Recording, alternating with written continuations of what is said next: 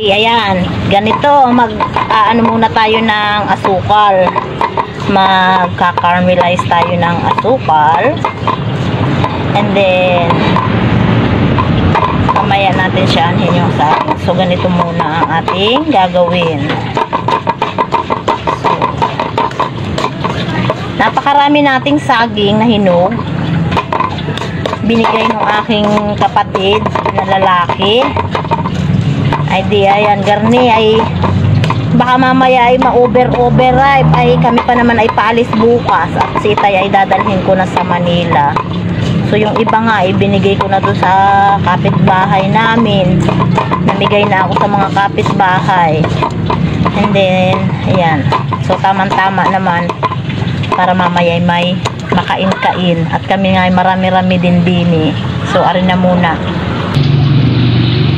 At ari yung ating alutuing saging. Ang ating isusulbot. So dito sa Mindoro tinatawag namin itong sinulbot or minatan. Ayan.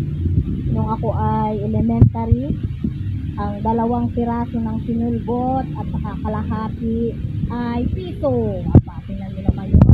Ay ngayon magkano na. So ayan na siya. And then, lalagyan natin siya ng tubig. Ayan. And, ayan. Then, ibubuhos natin yung saging. Ayan. So, ayan na.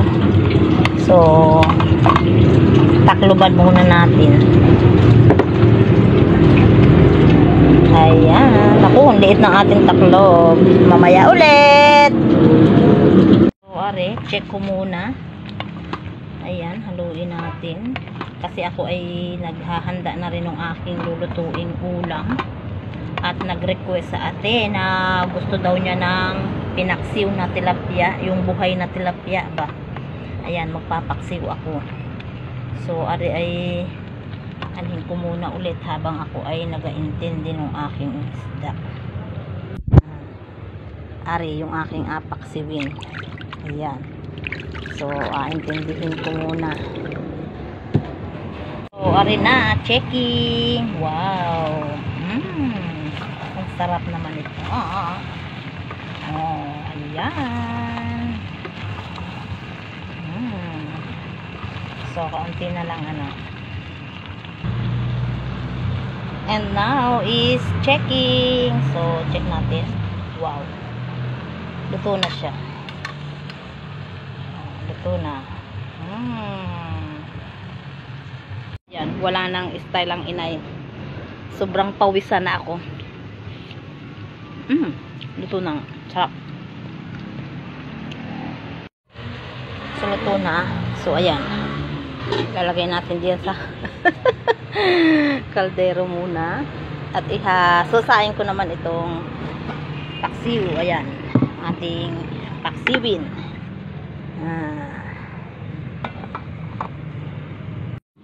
After many minutes, ari na ang ating pinaksiw na tilapia.